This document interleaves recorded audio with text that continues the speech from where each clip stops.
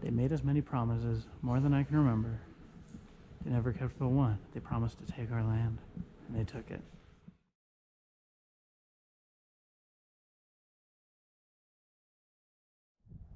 Devil's Tower became the first national monument in 1906, under the direction of Teddy Roosevelt.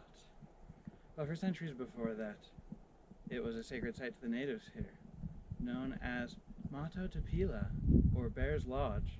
The legend says that it was raised up out of the ground by the Great Spirit to protect a group of people who were trying to escape from a giant bear. And the giant bear, trying to climb up the side, left these deep grooves in it with its claws, giving us the striations we see today. Now, the natives still come here to have religious ceremonies, and the problem is it's become a rock climbers' playground, so you can see how they might not like that very much. So there's some tension there. They've asked for climbers to not climb in the month of June so that they can have a little bit of peace and quiet to do their thing here. Unfortunately, the government's not willing to enforce that, so it's a voluntary ban. These pieces of colorful cloth that you see tied on the trees are offerings from the Native Americans. Pretty cool. We're passing through the Wind River Indian Reservation of Wyoming. It looks just like any other part of the country, really. I have some fun facts, courtesy of Wikipedia, about Indian reservations.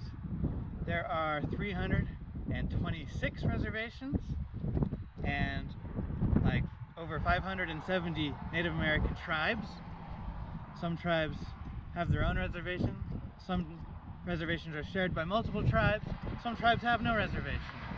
But the whole idea behind it is to kind of give them a way to sort of have their own space to preserve their cultural heritage, which I think works. I think it's a good idea.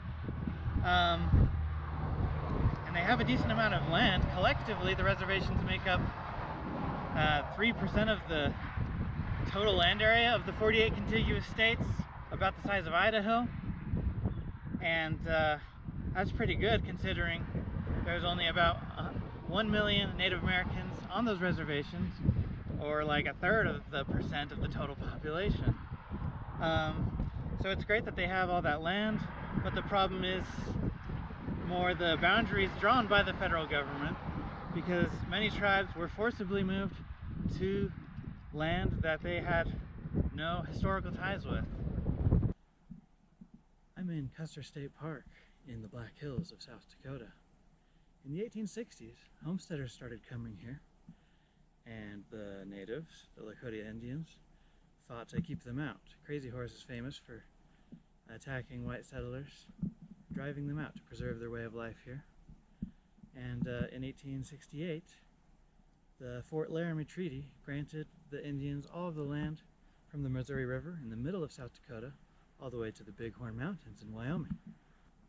6 years later, in 1874, General George Custer discovered gold in the Black Hills, and that changed everything. Under the direction of President Ulysses Grant, the Native Americans were systematically removed from the area, and white America claimed this land for themselves, despite the fact that they had agreed not to. This was just a low blow, really quite shameful. And throughout the 1900s, many of the Sioux tribes tried to seek legal action to get their land back. In the year 1980, it went all the way to the Supreme Court, who ruled that this land had in fact been unlawfully taken, and they were offered a $100 million settlement to make up for it, which they did not take. They don't want the money, they want their land back. That settlement still sits there gaining interest. Now it's like over $1 billion, but they're not touching it. They just want their homeland. So this is the natural entrance to Wind Cave. Now this natural entrance was known about by the Native Americans for centuries. It was and still is considered very sacred ground to the local tribes of the area. Many of them think of it as a portal into the spirit world. It's involved in their origin story.